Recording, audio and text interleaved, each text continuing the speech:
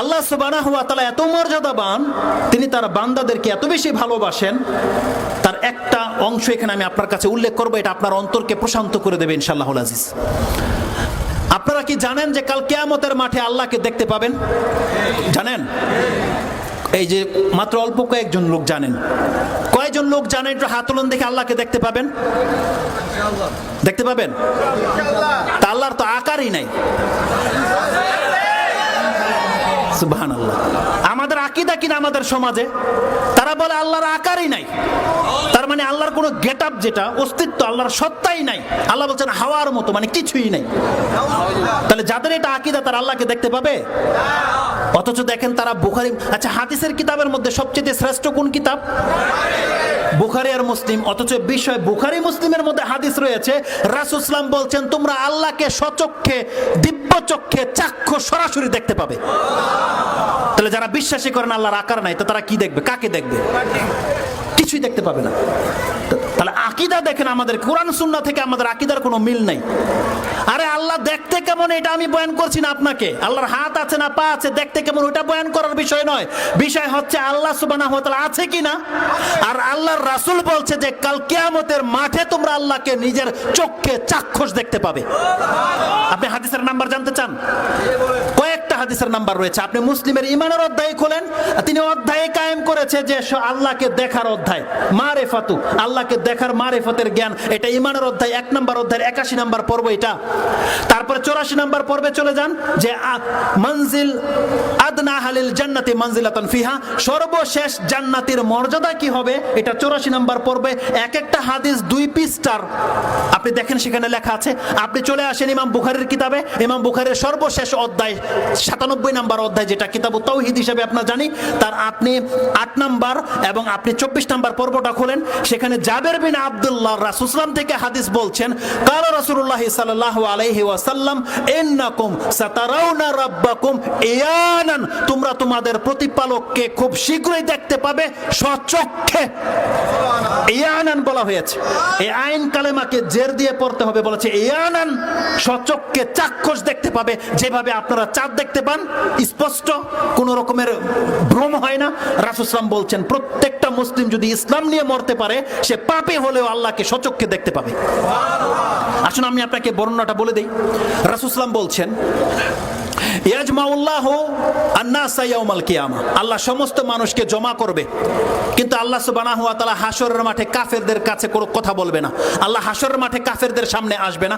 একজন আহ্বানকারী আহ্বান করবে, ওয়া ইউআযযিনুল মুআযযিন, একটা ভাষা রয়েছে, ওয়া ইউনাদিল মুনাদি, একজন আহ্বানকারী আহ্বান দেবে। তারা বলবে, মান কানা ইয়াবুদু শাইআন ফালিয়াত্তাবি, যে দুনিয়াতে যে যা কিছুর যার পূজা করেছো সে তার সাথে হয়ে যাও।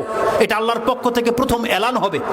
দুনিয়াতে যে বাদরের পূজা করেছে, ইঁদুরের পূজা করেছে, পাথরের পূজা করেছে, বটগাছের পূজা করেছে, কচ্ছপের পূজা করেছে, গজার মাছের পূজা করেছে, চাঁদ, সূর্য, আগুন, যে যার পূজা করেছে, যে লিঙ্গের পূজা করেছে, আল্লাহ সবকিছুকে হাসরের মাঠে দাঁড় করিয়ে দেবে। দিয়ে বলা হবে, মান কানা ইয়াবুদু শাইআন ফালিয়াত্তাবি, যে যার ইবাদত করতে তার সাথে হয়ে যাও।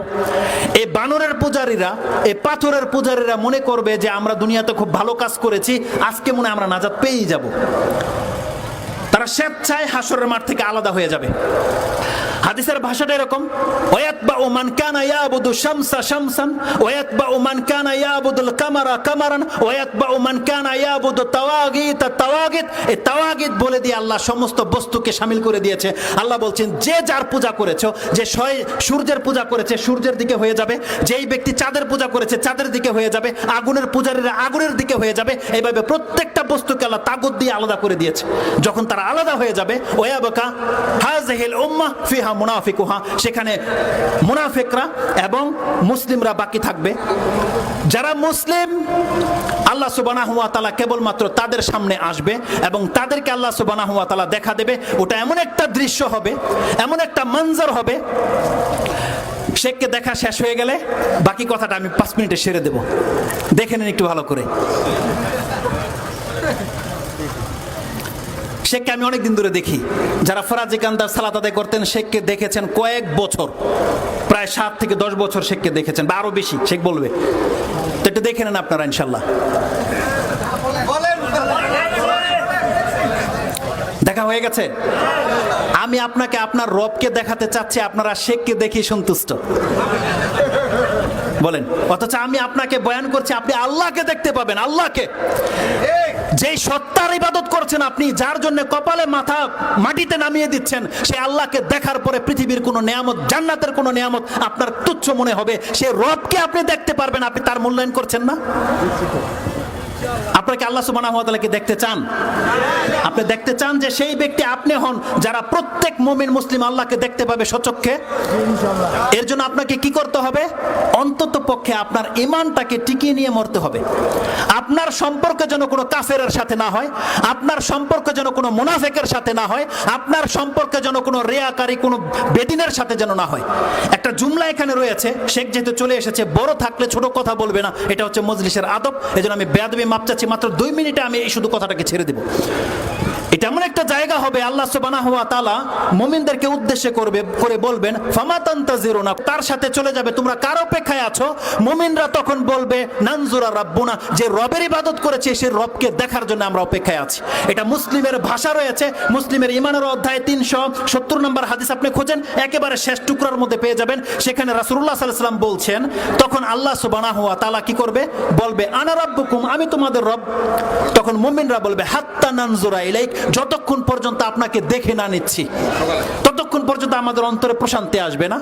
রাসূল সাল্লাল্লাহু আলাইহি ওয়াসাল্লাম বলছেন, ফায়াতাজাল্লাহু ইয়াদহাক, আল্লাহ হাস্য উজ্জ্বল চেহারা নিয়ে তাদের সামনে থেকে পর্দা সরিয়ে দেবে। আল্লাহর নূর তাজাল্লিকে আল্লাহ প্রকাশ করে দেবে। আল্লাহ বলবে, আনা রাব্বুকুম, তখন প্রত্যেক মুমিন বলবে, আনতা রাব্বুনা, হ্যাঁ আপনি আমাদের প্রতিপালক, যার ইবাদত আমরা করেছি। তার আগে একটা ঘটনা ঘটবে। আল্লাহ বলছেন, হাল বাইনাকুম আয়াতুন তারিফুনা বিহা, তোমাদের কাছে এমন কোন নিদর্শন আছে যে আল্লাহকে দেখলে চিনতে পারবে? প্রত্যেক মুমিন বলবে, হ্যাঁ আমরা দেখলে চিনতে পারবো। সেটা কি? আসাক, কারণ কোরআনে আল্লাহ বলছেন পায়ের গোছাকে উন্মুক্ত করে দেওয়া হবে, সেটা আল্লাহ প্রকাশ করবে, এটা দেখলে আমরা চিনতে পারবো। সেই দিন আল্লাহ তার পায়ের গোছাকে উন্মুক্ত করে দিয়ে বলবে, আমাকে সেজদা করো। রাসূল সাল্লাল্লাহু আলাইহি ওয়াসাল্লাম বলছেন, ওয়ালা ইয়াবকা মান কানা ইয়াসজুদু লিল্লাহি মিন তিলকাই নাফসি ইল্লা আযিনাল্লাহু লাহু বিসসুজুদ। রাসূল সাল্লাল্লাহু আলাইহি ওয়াসাল্লাম বলছেন, যারা দুনিয়াতে অন্তর থেকে আল্লাহরকে সেজদা করেছে, কাল কিয়ামতের মাঠে আল্লাহর পায়ের গোছা বা পায়ের গোছা দেখে নেওয়ার পরে সবাই সেজদায় পড়ে যাবে, কেউ বাকি থাকবে না। আর যারা নামাজ পড়েছে আল্লাহর জন্য নয়, অন্যের জন্য, কারো ভয়ে, কোনো স্বার্থে, রাসূল সাল্লাল্লাহু আলাইহি ওয়াসাল্লাম বলছেন, ইল্লা মান কানা ইয়াসজুদু মিন তিলকা মিন ইত্তিকাআন ওয়া রিয়াআন ইল্লা জাআলাল্লাহু যাহরাহু তাবাকাতান ওয়াহিদা, আল্লাহ তার পিঠটাকে একটা লাঠির মতো শক্ত করে দেবে। অন্য বর্ণনায় গরুর পিঠের মতন কথা আছে। যখনই সে চাইবে, ইজা আরাদা আইয়াসজুদু খাররা আলা কাফা, রাসূল সাল্লাল্লাহু আলাইহি ওয়াসাল্লাম বলছেন, যখনই সে সিজদা করতে চাইবে তখনই সে উপর হয়ে পড়ে যাবে। সেই দিন ফয়সালা হয়ে যাবে কে আল্লাহর বান্দা, কে আল্লাহর বান্দা নয়। এই জন্য যারা সালাত আদায় করেন না তারা দুনিয়া থেকে সতর্ক হয়ে যান।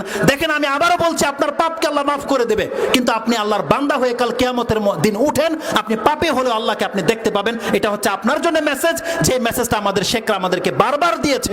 আমি জানতাম না, বাংলার জমিনে কখনো শুনিনি যে বেনামাজি মুসলমান নয়। এই কথা আমাকে শুনতে হয়েছে সৌদি আরব গিয়ে। না, আমার মতন ব্যক্তি নামাজ পড়তো না। কে জানে, কে চায় কষ্ট করে নামাজ পড়তে? বলেন। যখন আমি জানছি যে আমি পাপী হলো আল্লাহ আমাকে মাফ করবে, আমি মুসলিম সেজন্য আল্লাহ আমাকে মাফ করবে, কিন্তু কোনো বেনামাজিকে আল্লাহ মাফ করবে না, সে মুসলমানদের কাতারেই পড়ে না, সেদিন থেকে আমি নামাজ ধরে নিয়েছি। আলহামদুলিল্লাহ, এখন পর্যন্ত ছোটেনি। আল্লাহর কাছে দোয়া, আল্লাহ যেন কিয়ামত পর্যন্ত নামাজি হয়ে তাকে সেজদা করে যেন আমরা মরতে পারি, আমরা আল্লাহর কাছে এই দোয়া করি। সুবহান রাব্বিকা রাব্বিল ইজ্জাতি আম্মা ইয়াসিফুন ওয়া সালামুন আলাল মুরসালিন আলহামদুলিল্লাহি রাব্বিল আলামিন। আসসালামু আলাইকুম।